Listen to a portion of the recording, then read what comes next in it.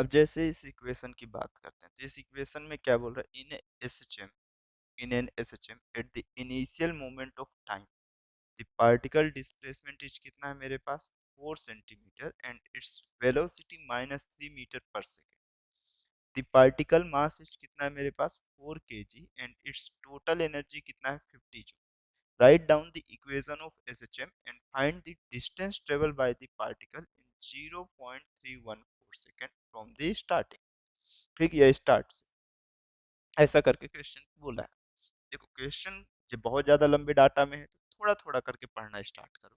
कोई ऐसा बहुत ज्यादा बड़ी बात नहीं कि बहुत सारा आ गया। ठीक है, देखो क्वेश्चन पे ये बोल रहा है कि एक एसएचएम है, पार्टिकल मतलब इनिशियल मोमेंट ऑफ टाइम है, पार्टिकल डिस्प्लेसमेंट कितना है इस 4 सेंटीमीटर। जो एक्स की वैल्यू अगर यहाँ सॉल्यूशन से स्टार्ट करते हैं तो जो एक्स की वैल्यू एक्चुअल में क्वेश्चन में गिवन है वो कितना है मेरे पास 4 सेंटीमीटर है। और वेलोसिटी कितना है मेरे पास -3 मीटर पर सेकेंड। ऐसा है। अगर माइनस पर मतलब माइनस का 3 मीटर पर सेकेंड है तो अगर आप यहाँ पर डायग्राम बनाओ तो ये x इज इक्वल टू 0 होता है और ये x इज इक्वल टू कौन सा होता है प्लस का a हम काउंटिंग करते हैं और इधर काउंटिंग करते हैं x is equal to minus. देखो अगर माइनस सिंबल है तो ये इस डायरेक्शन पे चल रहा है, या तो मीन को इस वाले फर्स्ट क्वाड्रेंट में होगा, मतलब ये 0 से a के प्लस a के बीच में होगा तो ये टूवर्ड्स ऑफ मीन होगा। और अगर इससे दूर हुआ 0 से और -a के बीच में हो रहा होगा तो ये इस साइड होगा, बट -3 मीटर पर सेकेंड इसकी इस वेलोसिटी है। द पार्टिकल मास भी गिवन है हमारे पास, पार्टिकल का मास जो गिवन है वो कितना केजी है 4 kg है। और टोटल एनर्जी जो है वो हमारे पास कितना है 50 जूल है। कितना जूल है हमारे पास 50 जूल है। तो हमें इसकी इक्वेशन लिखनी है। तो टोटल एनर्जी का जो फॉर्मेट होता है एक्चुअल में आपको मालूम है कि हाफ और कितना होता है आपके पास हाफ एम इंटू ऑफ कितना होता है मेरे पास ओमेगा स्क्वायर इंटू कितना होता है ए स्क्वायर। ये टोटल एनर्जी का फॉर्मेट है। ठीक, एम्पलीट्यूड गिवन नहीं है, किसी एक इंस्टेंट की पोजीशंस गिवन है और वेलोसिटी गिवन है और ओमेगा भी नहीं गिवन है। ठीक है, बट एक चीज गिवन है कि टोटल ऑफ एनर्जी कितनी है, बस हो गया इतना। एक सबसे बेस्ट ऑफ फॉर्मेट आपके पास गिवन है कि टोटल एनर्जी की वैल्यू इतनी है। ठीक है, ठीक है, टोटल एनर्जी आपके पास जैसे ही ये 50 जूल गिवन है। ठीक, तो अब आपके पास कहीं से अभी देखो आपके पास दो अननोन आ रहे हैं, एक ओमेगा भी आ रहा है और एक ए भी आ रहा है। कहीं से ओमेगा और ए की वैल्यू काउंटिंग हो जाए बस। लेकिन आप वेलोसिटी और पोजीशन विथ रिस्पेक्ट टू, अगर पोजीशन के रिस्पेक्ट में वेलोसिटी गिवन है तो आपको मालूम है कि v is equal to omega into square root a square minus कौन सा होता है एक्स स्क्वायर। ये तो एटलीस्ट मालूम होगा, ये मालूम होगा। ऐसा नहीं हो सकता कि ये मालूम ही ना हो, कि आप बोलो कि "हाँ, सर ये तो पता ही नहीं, कोई नई चीज नहीं है। ठीक, अगर ये चीज आपको मालूम है तो बस यहीं से आपका काम थोड़ा थोड़ा हो सकता है बन जाए। अगर आप देखो तो इस इक्वेशन को v square is equal to omega square a square minus कितना लिख सकते हो वो x square into omega square, ये लिखोगे। आपके पास पोजीशन का मेरे पास एंगुलर वेलोसिटी के साथ मल्टीप्लीकेशन आ जाएगा। अगर आप देखो तो v की वैल्यू -3 है तो -3 का होल स्क्वायर कितना हो गया 9। और omega square into a square की वैल्यू अगर मैं यहाँ से फाइंड किया ये मेरे पास कितना हो जाएगा 50 इंटू 2 अपॉन मास कितना केजी है 4 है। मतलब 100, मतलब ये कितना हो जाएगा 25 हो जाएगा। कितना हो जाएगा 25। Omega square into a square की वैल्यू 25 हो जाएगा। तो ये कितना हो गया मेरे पास 25 is equal to sorry minus x square into कितना हो जाएगा ओमेगा स्क्वायर हो जाएगा।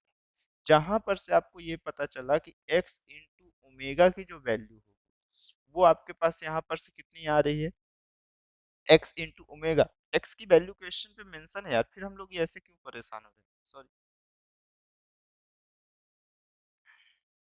x की वैल्यू मेंशन है ना यहाँ पर से, ओमेगा स्क्वायर इंटू ए आ गया।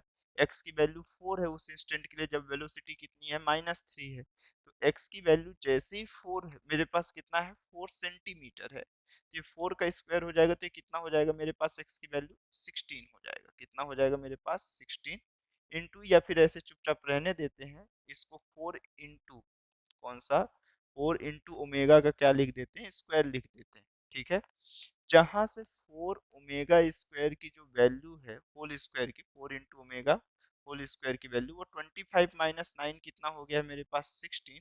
ये 4 इंटू ओमेगा की जो वैल्यू है वो कितना है मेरे पास, यहाँ से स्क्वायर ऑफ रूट से जाएगा तो ये प्लस माइनस 4 हो जाएगा, तो ओमेगा की जो वैल्यू हो जाएगी वो मेरे पास सिर्फ, रिंगुलर फ्रीक्वेंसी कभी निगेटिव नहीं हो सकती, तो 1 रेडियन पर सेकेंड आएगा, तो ओमेगा की वैल्यू आपके पास आ गई। अब जैसे ही आपके पास ओमेगा की वैल्यू आई, वो sorry sorry sorry sorry, radian radian पर सेकेंड नहीं होगा ना, यूनिट कन्वर्जन नहीं किया ना मैं, भूल गया, सॉरी, ये सेंटीमीटर है ना, 0.04, और वो भी किसमें, मीटर पे, सॉरी सॉरी सॉरी, बाकी सब अप्रोचेस सही है, उस पर कोई दिक्कत नहीं। कितना हो गया, 0.04 इंटू ओमेगा का होल स्क्वायर, तो आप लिख सकते हो इसको 0.04 इंटू कितना लिखोगे, ओमेगा का स्क्वायर, और 25 माइनस 9 कितना हो जाएगा, ये 16 हो जाएगा, जहां पर से 0.04 इंटू ओमेगा की जो वैल्यू होगी ये कितना हो जाएगा मेरे पास, 4 हो जाएगा, तो ओमेगा की जो वैल्यू आ रही होगी वो 100 रेडियन पर सेकेंड आएगा। अब सही है, ठीक है। प्लस माइनस में लिखने की कोई बहुत स्पेशल जरूरत नहीं है, क्योंकि आपको मालूम है कि रेडियन मतलब एंगुलर फ्रीक्वेंसी निगेटिव नहीं हो सकता, या टाइम पीरियड कभी निगेटिव हो ही नहीं सकता, तो एंगुलर फ्रीक्वेंसी कैसे निगेटिव, ओमेगा की वैल्यू आपके पास आ गई, ओमेगा की वैल्यू आपके पास आ गई, और अब आपके पास अगर इसके ओमेगा की वैल्यू आ गई है, तो देखो अब आप लगभग लगभग सब फाइंड करने की डायरेक्शन पे पहुंच चुके। जैसे ही ओमेगा आ गया, एसएचएम के अंदर दो ही तीन चीज तो इंपॉर्टेंट होती है, एक ओमेगा और एक अल्फा या ए, ठीक। अब देखो अगर आप यहाँ पर से देखो, तो omega square into a square की जो वैल्यू है वो 25 है, ठीक। जहां से ओमेगा इंटू ए की जो वैल्यू आएगी, ये एम्पलीट्यूड प्लस माइनस 5 आएगा, ठीक है। जहां से ए की value plus minus 5 upon of कितना, ओमेगा की वैल्यू 100, मतलब 0.05 मीटर आ जाएगा, ये प्लस माइनस पे होगा, मतलब एम्पलीट्यूड की जो वैल्यू होगी वो कितनी हो जाएगी, 5 सेंटीमीटर हो जाएगा। ऐसे करके आप एम्पलीट्यूड भी फाइंड कर सकते हो। यहाँ तक हमें कभी कोई तकलीफ था ही नहीं, यहाँ तक हमें कभी कोई तकलीफ रही ही नहीं। बस अब समस्या ये चीज का है कि -3 मीटर पर सेकेंड बोला है, पार्टिकल डिस्प्लेसमेंट 4 सेंटीमीटर बोला है, ठीक है। यहाँ भी हमें कभी कोई तकलीफ नहीं रही, हमें मेन प्रॉब्लम अब होना स्टार्ट होगी। अब होना स्टार्ट ये होगी कि -3 मीटर पर सेकेंड बोल दिया, वो है किस साइड मेरे पास, at the initial moment the time, फिर ये बोला the particle displacement is 4 centimetre, किस डायरेक्शन का डिस्प्लेसमेंट 4 सेंटीमीटर है, बस प्लस का 4 सेंटीमीटर मेंशन है, कितने का मेंशन है, प्लस का 4 सेंटीमीटर मेंशन है। अगर प्लस का 4 सेंटीमीटर मेंशन है तो हमारा काम हो गया। आप देखो डिस्प्लेसमेंट इस साइड को अगर आप बड़े अच्छे से नोटिस करो, लोग ये सोचते हैं कि सर इसमें प्लस सिंबल या माइनस सिंबल, आप कैसे डिसाइड किए, एकदम माइनर सी बात है। आप देखो जब भी इस साइड होगे तो आपके पास डिस्प्लेसमेंट ऑलवेज भी पॉजिटिव मिलेगा, और इस साइड जब भी होगी आपके पास डिस्प्लेसमेंट कैसा हो रहा होगा, निगेटिव मिलेगा। कौन सा मिलेगा, निगेटिव मिल रहा होगा, चाहे आप जहां पर भी जाओ। तो अगर डिस्प्लेसमेंट पॉजिटिव है, मतलब मैं ये कंफर्म करके कह सकता हूँ कि अगर डिस्प्लेसमेंट पॉजिटिव है तो मतलब मैं अपने फर्स्ट साइड में हूँ। अभी एंगल की वैल्यू मेरे पास कितनी होगी, अब देखो अगर आपको अच्छे से फेजर डायग्राम में बताया होगा, तो अगर आपको ये चीज नोटिसेबल है कि ऐसे ही तो मैं बनाता था या नहीं बनाता था, इसको मैं अपना कौन सा ओरिजिन पॉइंट काउंटिंग करता था, और आपके लिए ये मैं कितना करता था, प्लस ए, और ये कौन सा होता था, माइनस ए, यही होता था। ये पॉइंट ऑफ 0 डिग्री था, ये कितना था, 90 डिग्री था, और ये कौन सा है, 180 डिग्री, और ये कौन सा है, 270, और ये फिर से वापस घूम के आ गया था, ये 360 डिग्री था।